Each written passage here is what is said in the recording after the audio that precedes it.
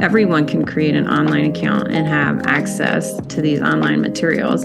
And you will access the platform, by our website, or we actually have, if you go to online.cancerpathways.org, you can go directly to the online platform.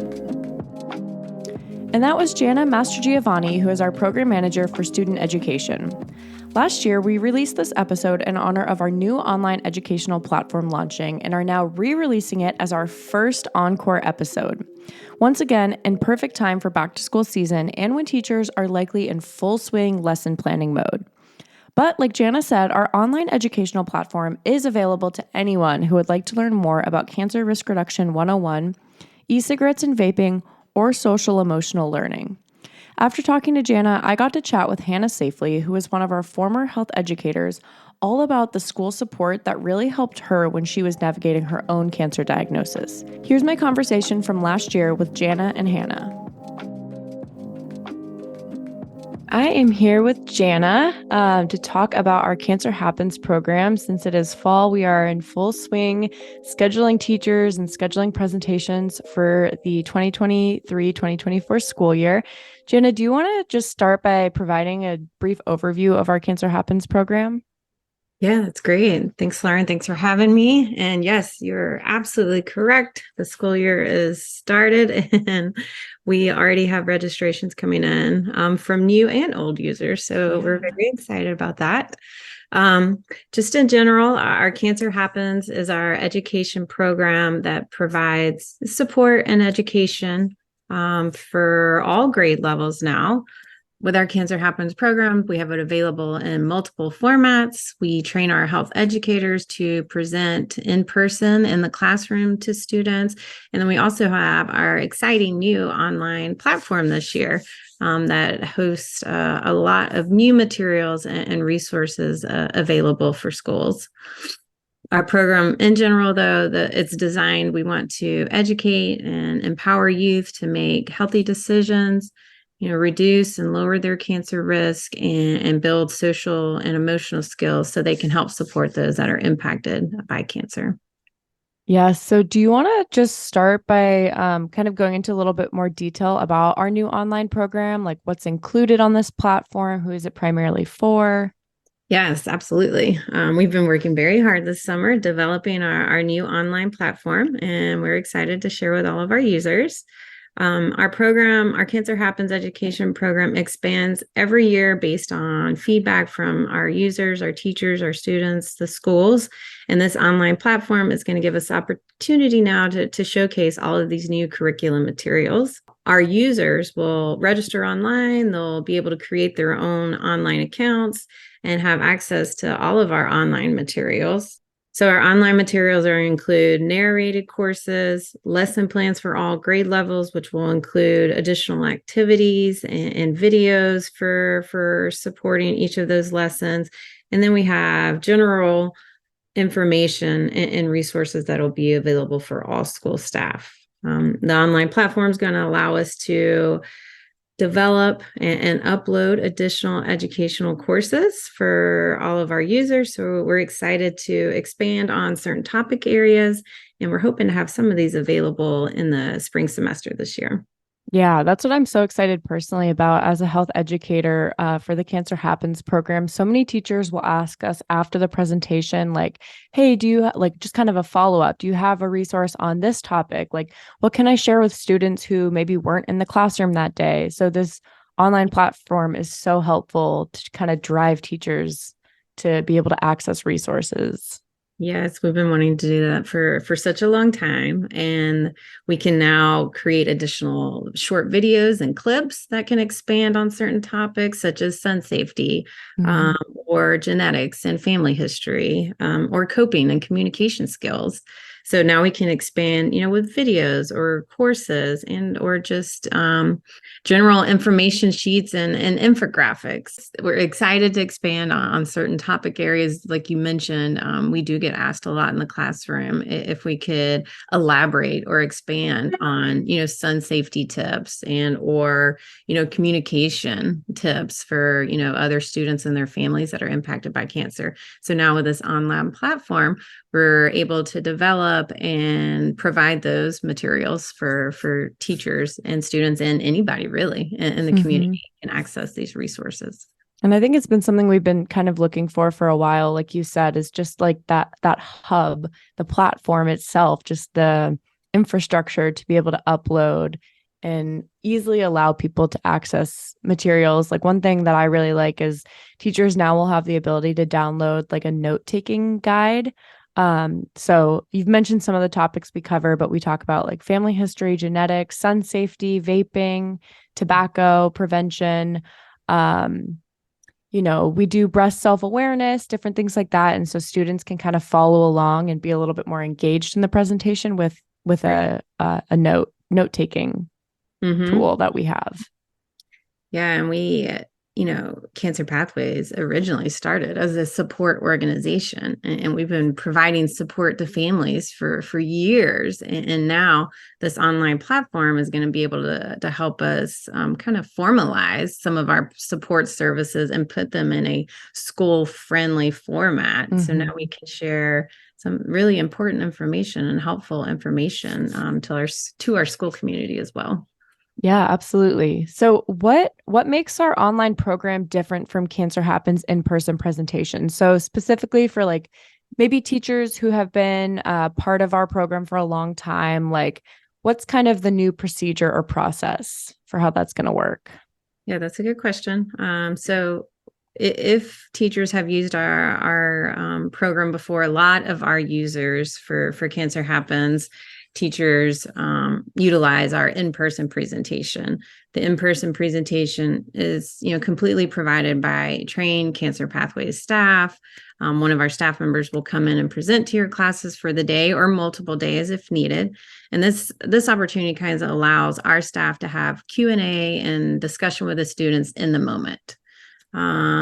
However, with this new platform and all of our online materials, this is going to kind of vary the teacher's involvement in the implementation and the delivery of this information. So we encourage teachers to kind of pick and choose which online course and or lesson materials, will be most useful for their students, and then they can kind of adapt activities to suit their needs. For instance, we've been talking about different topic areas. If a teacher is in their, alcohol and drug unit, then they may want to pull some materials from our vaping and e-cigarette resource section. That all sounds so great. So if a teacher asks us, like if they have students who are out of the classroom, like, hey, can we provide like some sort of lessons to students? Like, do teachers have access to kind of like an online account to give students access? Yes. I'm glad you asked that question. That's one of the main reasons we wanted to develop this online platform, because we wanted to make this information accessible, at any time for students and teachers. So we certainly encourage teachers, whether or not we come in person or you just utilize our online resources, everyone can create an online account and have access to these online materials. And we have some courses that are already developed, some that mirror our in-person presentation. So if a student does miss or they were absent the day that our presenter came into their class, we certainly encourage, teachers to share the online course with them so they can get the same information. And then we have an additional e-cigarette and vaping course online right now that is very popular in the schools and very much needed. And then, like I mentioned earlier, we are looking forward to building out more courses. Some of the ones on the horizon are a specific course on family history and genetics. Another one focus area this year is the social and emotional learning.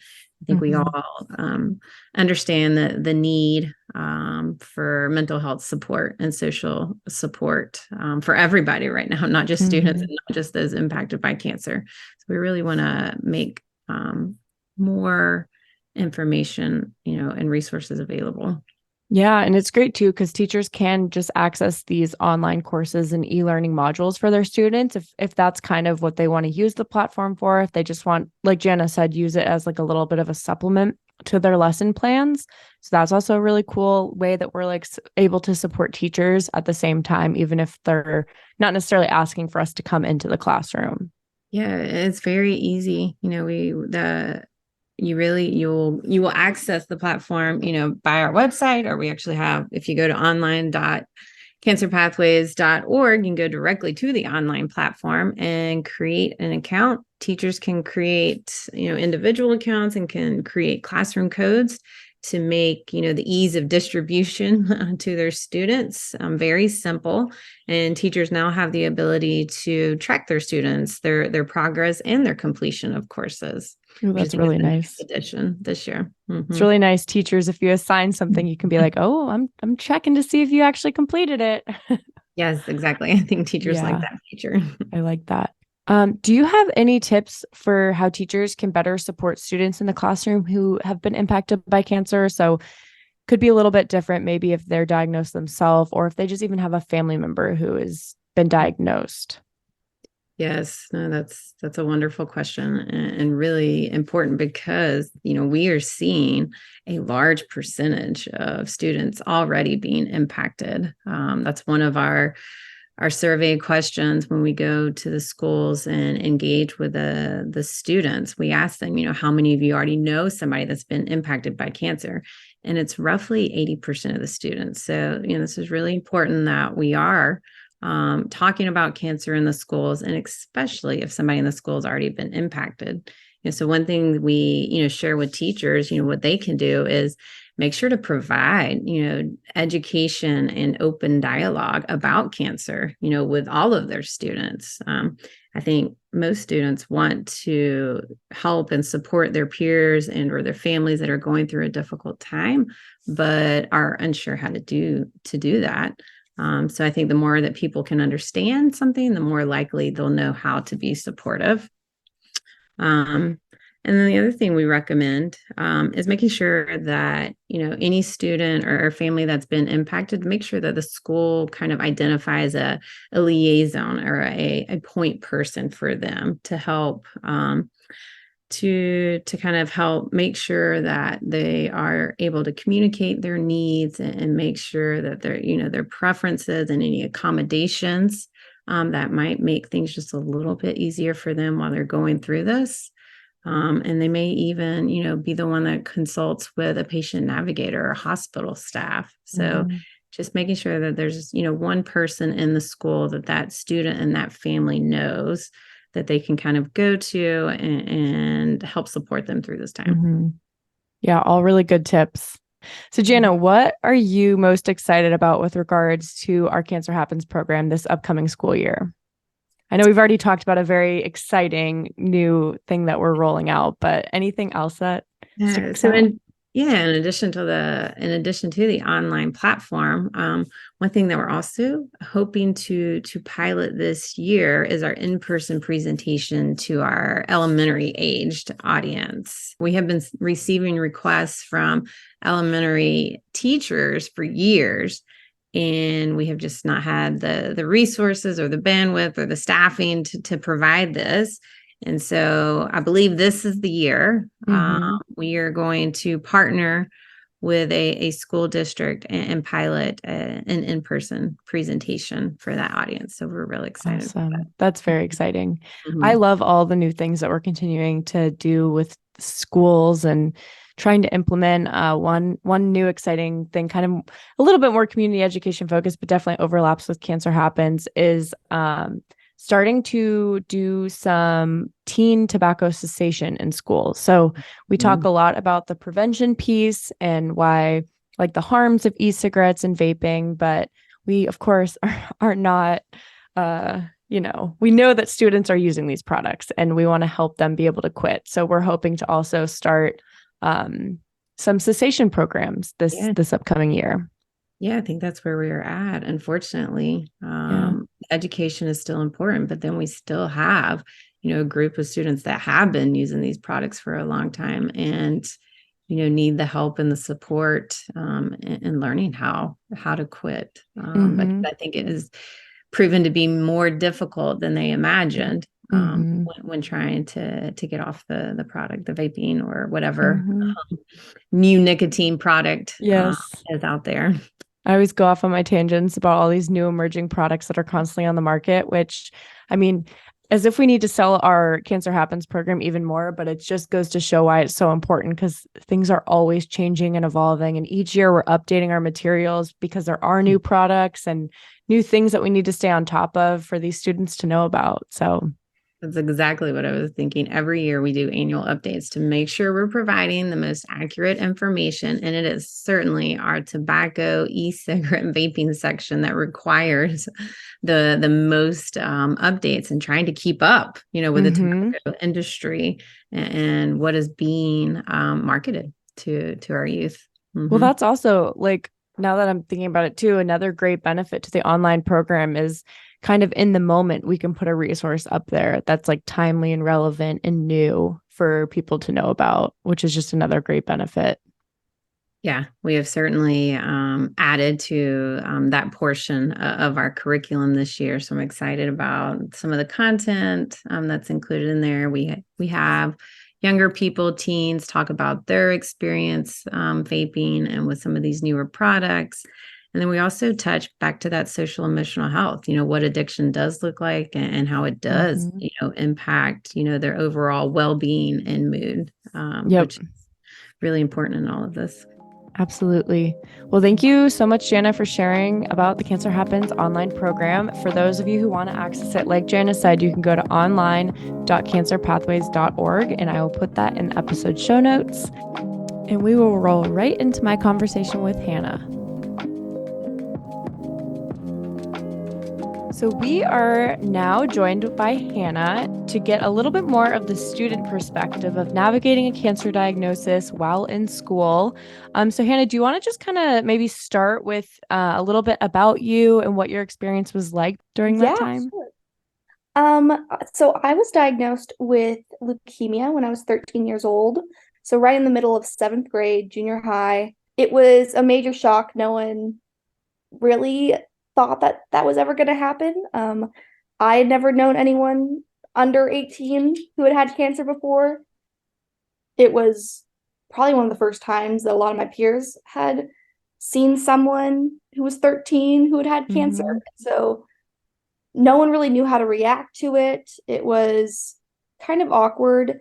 And it was 3 weeks before second semester was starting. And so there were finals happening. And while I was sitting in the hospital receiving my first chemo, I was so anxious because I was missing my tests. And I was really worried whether this was going to put me behind or if I was going to have to like skip a year. And there was always all of these unknown questions because this, again, was brand new to everyone, my parents, me, my sisters. And at that point, we just put off school and put it off until like a couple months into my treatment. And from what I could tell, my parents, or at least my mom, reached out to the junior high and like talked with them, and they were very understanding about giving me time and space to kind of navigate what my life was going to be for the next 2.5 years. And so a couple months into my treatment, I was stable enough to be able to go into my junior high and have a meeting with all my teachers, my social worker, nurse, and principal. And I think that was one of the best things my junior high could have done and did for me, was they got everyone together who I might be interacting with at school. The nurse also being in that conversation was great because it was good to have her know what I might need throughout the day, or if I ever just need to take a break, I could go into her office.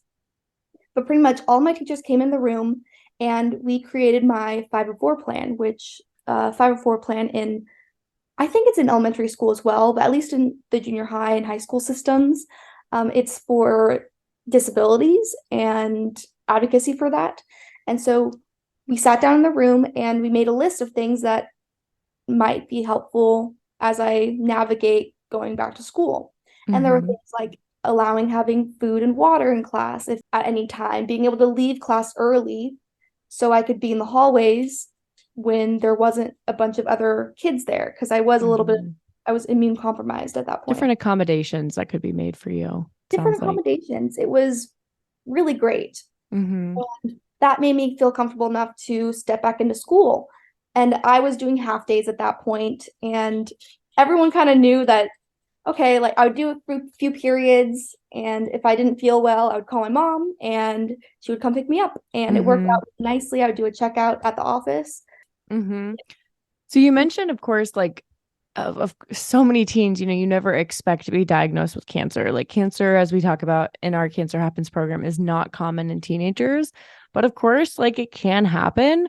And so, like you said, it was kind of awkward for students, like they probably don't necessarily know what to say. So, like, what tips would you have for teens, and what would did you kind of wish your peers knew about cancer, like in hindsight? Something that I really wish my peers knew was that they didn't have to treat me any differently.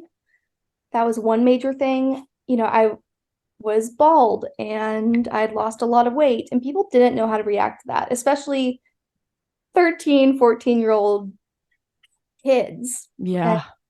I mean, at that point in your life, you think you're so grown up. You think Mm-hmm. you own the world. You're in junior high, and you're not. We all are just kids. Mm-hmm. And of course they didn't know how to react, but I wish they would have known that they didn't have to treat me any differently. Mm-hmm. I wish they knew that I probably wasn't going to die, because that was something actually I learned as well. There were so many things I learned because I didn't know anything about childhood cancer, Mm-hmm. and neither did my peers. And so I didn't learn until it happened to me. But something I would recommend is actually bringing like a social worker in and talking to your class. A few months in, my social worker and child life specialist had come into my classroom and pretty much just like did a little bit of a lecture about cancer and what I might be going through, about how I have cancer, but I'm not contagious. No one else is going to get it from Yeah. me. Because that's also a misconception, Those cancer especially for young basics. kids. Yeah, just cancer basics. Mm-hmm. And it Which was very helpful. I can see how that would be helpful. I mean, it's just a situation that like again, it's not common, so it's hard to know how to navigate as a teacher, as a student, as like faculty and staff. So I can see how getting a social worker involved to just like jump right to it, like get into the conversation, like let's talk about it. And that's what's really nice is like at Cancer Pathways, like we're able to do that. Like we're able to go into classrooms and to a degree provide some of the social emotional learning and education about what cancer is, which I think is really critical. That's a reason why I love doing the health educating with Cancer Pathways, is I feel like I'm taking a part in helping kids like my social worker and people did for me, and Yeah. educating them on basic things, basic Hmm. knowledge that none of us would have ever known. That is such a cool perspective that you have because you're like, I was in their shoes in some ways, like as a student on the other side. And now having gone through this diagnosis as a teen, like I know firsthand, like why this information is so critical and so important. It is. It's an amazing experience and I love doing it. Yeah. Even though childhood cancer is very rare, it is more common actually than one would think. Hmm. 47 kids get diagnosed with cancer each day in the US. And that's according to the National Health Organization. And Hmm. so like it's possible that it could happen in your school. Hmm. And if it does, it's just best to be prepared, Yeah. and so you don't get hit by a blind wall.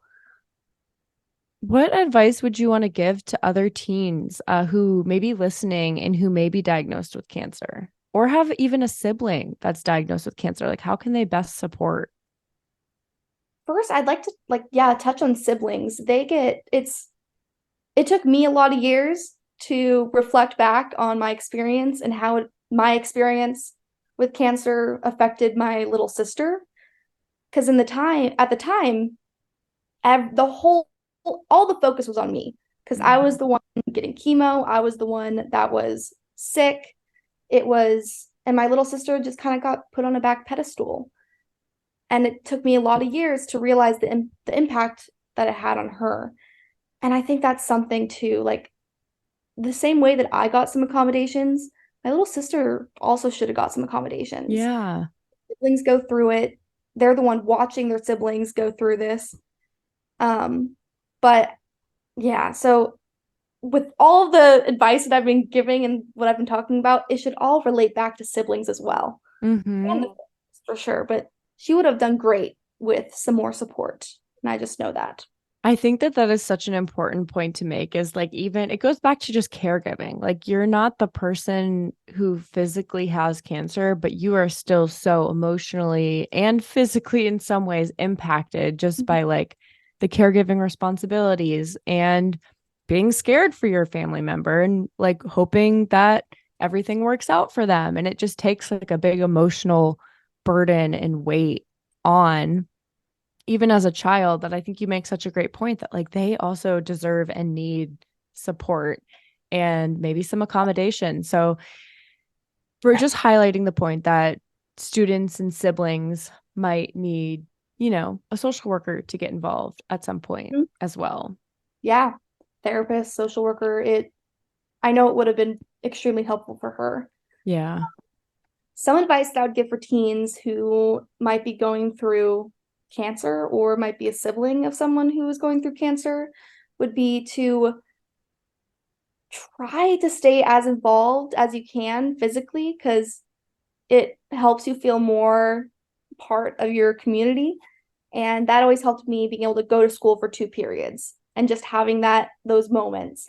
And again, this is if you can. Another thing is, don't worry about your schoolwork. Don't overly stress about your classes and whether you're missing a test, because I know I did that, and that stress built up so much and it was not helpful for me at all. And in the end, my teachers are so great about missing homework and missing tests. As long as I had like the basic knowledge, we were able to push through and I was able to graduate 7th grade without being held back. And that has a lot to do with the teachers, I will say. But back to the teens, like, just don't worry about it. You have enough on your plate. No, I think that that's like such great advice. Like, I'd love to hear from you. So you said like you had teachers that were super helpful. What about students who might be trying to kind of figure out like the best way to like receive support from their teachers? Like what things specifically were super helpful for you from teachers? Some of the things that were super, super helpful from teachers was listening. And this goes back to when all the teachers came together with the principal and the nurse and sat down and really listened to the things that I might need. And even they brought up things that I didn't even think about because they've had students in the past with accommodations and disabilities. It may not have been because of cancer, but they had some ideas themselves. And another thing that really helped was them not treating me any differently. Even though I wasn't maybe doing as much work or I wasn't in class as much, when I did come, it wasn't this, oh my gosh, Hannah's here now. Like, look at this. It was just a normal day. And it allowed me to feel more like a 13-year-old kid who just wanted to be in junior high, doing school and being back with my peers. And so it just felt normal. Yeah. Even though my outside life was the opposite of that. Yeah. And kindness. Just being kind, having empathy. If they do have any questions, I was very open to questions at the time. That was also very helpful, like them not tiptoeing around me. And so if they had a question, I was very open to sitting down with them and answering a couple questions. And it was just really, really helpful. Yeah. I mean, it comes down to personality a little bit, but I think generally people just want transparency and openness and communication. And like everyone can kind of sense and tell if there's like discomfort or people are skirting around things. And it's like at the end of the day, like it's helpful to kind of just get things out in the open. And like you said, like you're open to questions. And I think that it's so helpful. And of course, not everybody is going to be, and that's totally okay. Like everyone processes things on their own. Some people are a little bit more private and they don't necessarily want to share, which again is so okay. But I think in some sort of capacity, being really open with your teacher, being really open with the school counselor, being really open with people who can kind of help you get there is what's really important, and like finding where your support is. Mm-hmm. Yeah, that's a good statement. Find where your support is. Mm-hmm. Learn a lot when you get a cancer diagnosis. You find out who your real friends are, who your true supporters are, and those people I still have in my life today. Mm-hmm. And that's because of how they supported me back then. Yeah. And how understanding they were, how they would just sit down and hang out with me while I was recovering from chemo that day. And it just became, it was, God, it's weird to say, but like cancer became my normal life. Mm-hmm. And living with it became my life. And my friends just understood that. Mm-hmm. And there was moments when, we both probably would, me and my friend would cry and we'd have our feelings about it. But other than that, they were just really understanding and treated me like Hannah, not Hannah with cancer. Totally. Well, thank you so much, Hannah. I so appreciate you always being willing to come on the podcast and share your super valuable perspective and tips with the listeners.